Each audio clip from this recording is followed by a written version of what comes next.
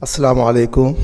Monsieur le Président, je voudrais d'abord saluer Madame le ministre de la Justice, confondre dans ses salutations l'ensemble de ses collaborateurs. Madame le ministre, j'ai une doléance et une autre déclaration. Ma doléance, c'est le tribunal de Kébémer. Depuis 2011, nous avions délibéré et mis à la disposition de l'autorité une assiette foncière pour cela. On l'a rappelé assez souvent, nous l'avons remis. Et jusqu'ici, la justice est rendue dans des magasins. C'était dans le marché, mais récemment, c'est déplacé encore dans une maison conventionnée et le bâtiment est partagé avec d'autres services. Ça déborde si vous y allez le mercredi et à côté de la gare routière encore. Je pense que Kébémer mérite mieux cela. Nous nous sommes nés, il y avait le juge de paix qui était à Kébémer. Nous avons toujours connu un tribunal, mais nous n'avons jamais eu donc un bon édifice. Madame le ministre, Monsieur le Président, les gens de ma génération, des militants démocrates, nous sommes fiers d'avoir à côté des grands hommes comme le président Abdoulaye Wade, le président Ahmad Dansokho, le président Bathily, le président Landing Savané, d'avoir participé aux luttes pour la conquête des libertés au Sénégal, pour leur exercice réel. Et cela a fait que l'état de droit est consolidé au Sénégal.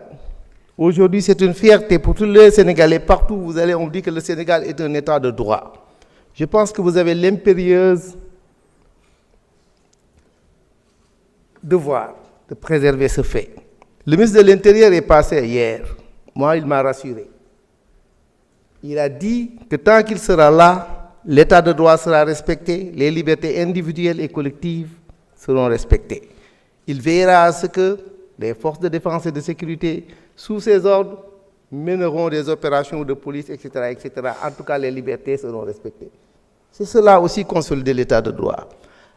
Vous avez l'impérieuse devoir de faire que votre magistère consolide cela, que la justice soit rendue correctement, que les Sénégalais soient rendus soit devant les tribunaux, qu'ils soient tous de même dignité et d'égalité. Que de tous les maux que vous avez souffert, qu'aucun Sénégalais n'en souffre plus. Quand j'entends les collègues parler toujours, c'était plus dur lors de la 14e législature parce que nous étions dans les faits. C'était plus dur d'entendre les collègues parler. Maintenant, vous êtes en rétro. Alors, de tout ce dont vous avez souffert pour arriver au pouvoir, il faut qu'aucun Sénégalais n'en souffre plus. Pour cela, c'est de votre magistère que ça dépend, que la justice soit correctement rendue, pour qu'aucun Sénégalais ne se sente lésé désormais.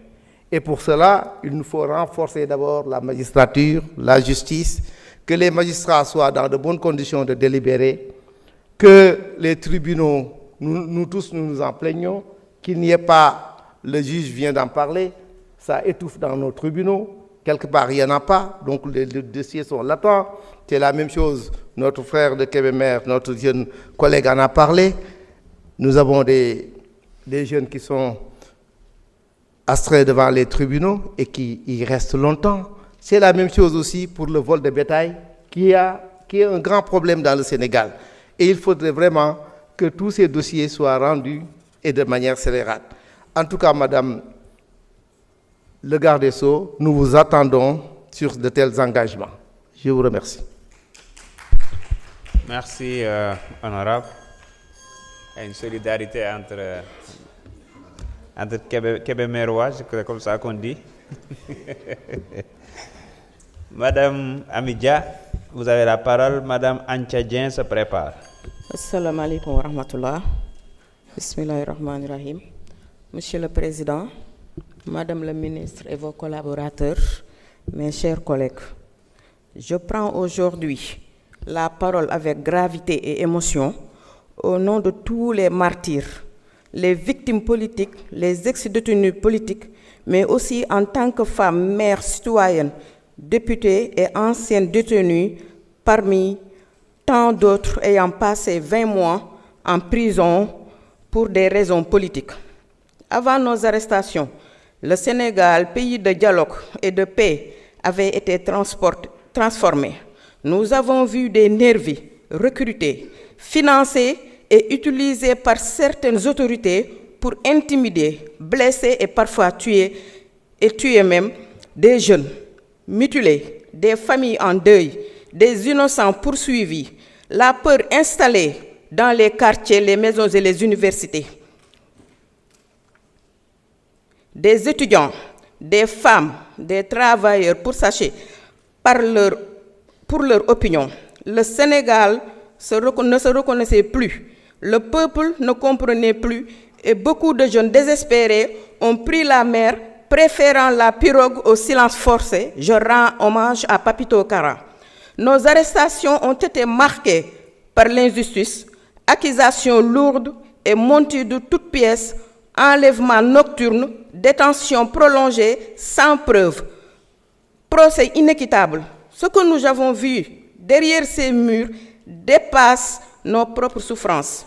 Nous avons vu des mineurs, certains traumatisés à vie, des filles, des mères parfois détenues avec leurs bébés. Le cas de Ramata Djedjou avec son petit bébé de 3 mois, Awokoli, qu'on appelait Awotouti Poch, en prison.